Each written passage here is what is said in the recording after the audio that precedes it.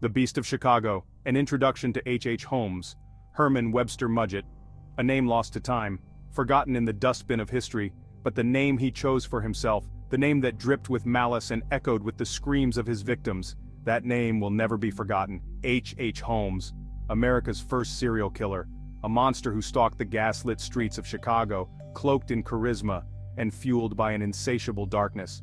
Holmes arrived in Chicago as the city prepared for its grandest spectacle, the 1893 World's Columbian Exposition, a beacon of progress and wonder. But beneath the gleaming facade of the White City, a different kind of spectacle was unfolding. In the shadows of this burgeoning metropolis, Holmes built his own monument not to progress but to perversion and death. He called it his World's Fair Hotel, but history would remember it as something far more sinister, the Murder Castle. It was within those walls that Holmes indulged his darkest fantasies, luring unsuspecting victims, mostly young women, into his meticulously crafted web of horror. He promised them jobs, lodging, and even love, all the while plotting their demise. His charm was his weapon, his intelligence a blade, and his hotel, a macabre playground where he could torture and kill with impunity. This is the story of H. Holmes. This is the story of the Devil in the White City. The Beast of Chicago, an introduction to H. Holmes, Herman Webster Mudgett, a name lost to time. But the name he chose for himself, H. Holmes, will never be forgotten. America's first serial killer, a monster who stalked the gaslit streets of Chicago. Holmes arrived in Chicago for the 1893 World's Columbian Exposition. Beneath the White City, a different spectacle unfolded. Holmes built his own monument to perversion and death, the Murder Castle. Within those walls, Holmes indulged his darkest fantasies, luring unsuspecting victims into his web of horror. This is the story of H. Holmes, the Devil in the White City. A troubled beginning, Holmes' early life and family. Herman Webster Mudgett was born into a world far removed from the horrors he would later inflict. He entered the world in 1861 in the quiet town of Gilmanton, New Hampshire. His family, outwardly respectable, hid a current of darkness beneath the surface. His father, a strict and often cruel man, ruled the household with an iron fist. Whispers followed of his violent temper and his fondness for alcohol. Even as a child, there were glimpses of the monster within. Young Herman displayed a disturbing fascination with death, often torturing animals and exhibiting a morbid curiosity about their anatomy. Some whispered that he even experimented on his classmates, inflicting pain under the guise of childish games. As he grew, his intelligence became apparent, but it was twisted, always leaning towards deceit and manipulation. He developed a talent for charming his way into people's lives, gaining their trust only to exploit them for his own gain. His early life, a breeding ground for resentment and instability, planted the seeds of darkness that would blossom into something truly monstrous. The Murder Castle, a labyrinth of death and deception. In the years leading up to the World's Fair, a sinister structure began to take shape in Chicago's Englewood neighborhood. A three-story building, imposing and out of place amongst the modest homes that surrounded it. This was Holmes's masterpiece, his Murder Castle, a labyrinth of secret passages, hidden rooms, and deadly traps, all concealed behind a facade of normalcy. The building itself seemed to exude an unsettling aura. Locals whispered of strange noises emanating from within, of mysterious comings and goings at odd hours. Few dared to venture too close, sensing that something was amiss within those walls. Their instincts were not wrong. For behind the unassuming brick facade lay a nightmare of Holmes's own design. He designed the hotel himself, overseeing every detail with meticulous care. He hired and fired workers constantly, ensuring that no one fully understood the layout of the building. Rooms were built without windows, accessible only by secret passages. Staircases led to nowhere, hallways ended abruptly in brick walls. It was a house designed to disorient and confuse, a place where victims could easily become prisoners. The Devil's Workshop, a peek inside the Murder Hotel. To step inside the Murder Castle was to enter a realm of madness and terror. Gas jets controlled from his own room could pump deadly fumes into any part of the building. Soundproofed rooms padded with asbestos muffled the screams of his victims. One room, fitted with a massive vault, had a peephole for Holmes to observe his victims. Section 5. Lured into darkness. Holmes's modus operandi. The World's Fair, with its promise of opportunity and excitement, provided the perfect cover for Holmes's deadly game. People from all walks of life flocked to Chicago, eager to experience the wonders of the modern world. Among them were young women, alone and seeking their fortune in the big city. These were the prey Holmes sought. He targeted women specifically, drawn to their vulnerability and the ease with which he could manipulate them. He used his charm like a weapon, dazzling them with his intelligence, his wit, and his promises of a brighter future. He would offer them jobs at his hotel, often as clerks or housekeepers, promising good pay and a chance to be a part of the excitement of the World's Fair. Once he had gained their trust, he would move in for the kill. He would invite them to stay at his hotel, assuring them that it was perfectly safe, a haven from the chaos of the city. Little did they know that they were walking into a trap, a carefully constructed nightmare from which there was no escape.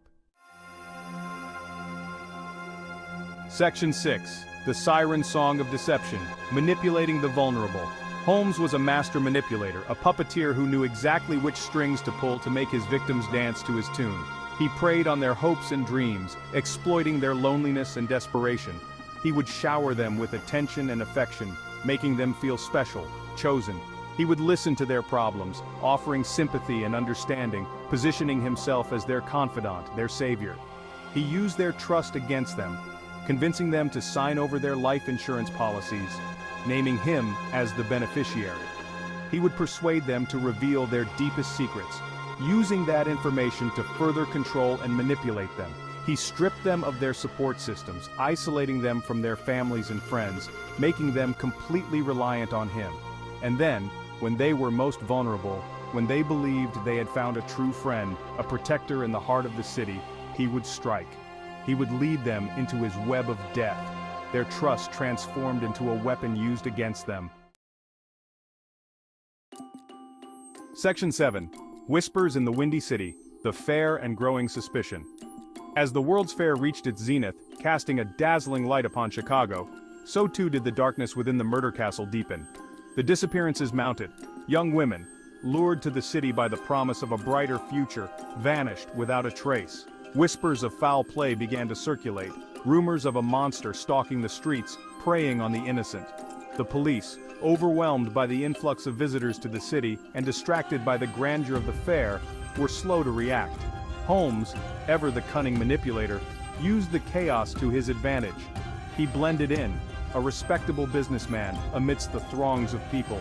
He deflected suspicion, charming his way out of trouble with his quick wit and disarming demeanor. But the whispers persisted. People began to notice the pattern, the string of missing persons, all connected to Holmes and his hotel. A sense of unease settled over the city, a growing awareness that something was terribly wrong.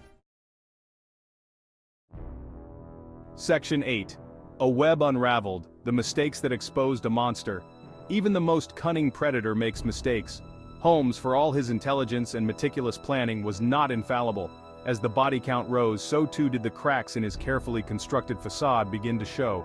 He became careless, overconfident, leaving behind a trail of clues that would ultimately lead to his downfall.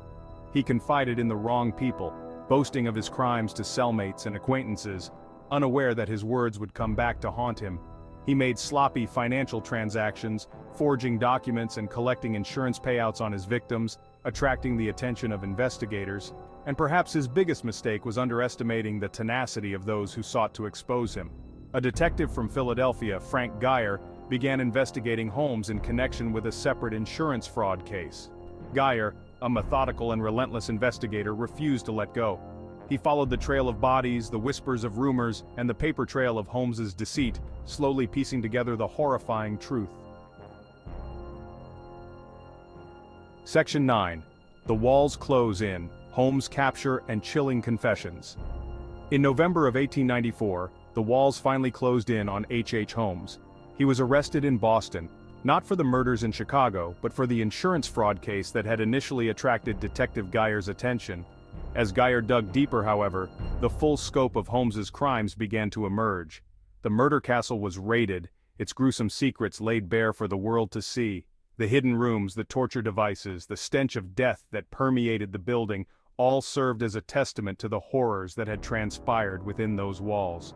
Newspapers across the country, hungry for sensational stories, seized upon the tale of the devil in the White City, turning H.H. Holmes into a macabre celebrity. Holmes, facing overwhelming evidence and the weight of his own sins, confessed to his crimes.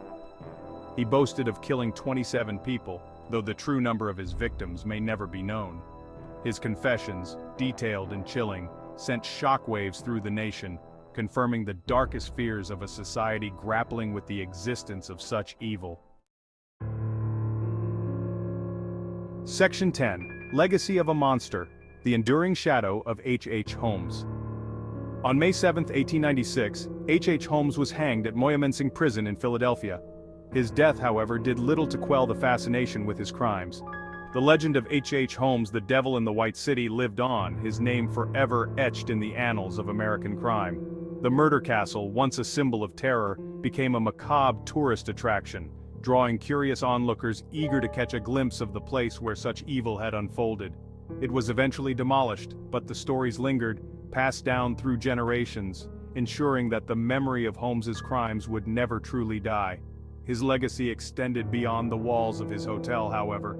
He became a cautionary tale, a reminder of the darkness that can lurk beneath the surface of even the most charming and charismatic individuals.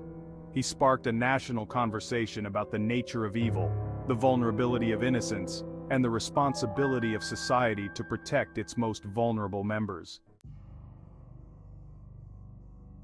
Section 11. A Nation's Fascination: The Dark Tourism and Pop Culture Phenomenon. H.H. Holmes has become a fixture of American popular culture, inspiring countless books, films, and TV shows. The fascination with true crime ensures his legacy endures, whispered with horror and curiosity. The Murder Castle, though long gone, captures the imagination. Its image, recreated in documentaries, serves as a chilling reminder of potential evil. The site has become a destination for dark tourists, drawn to its macabre history.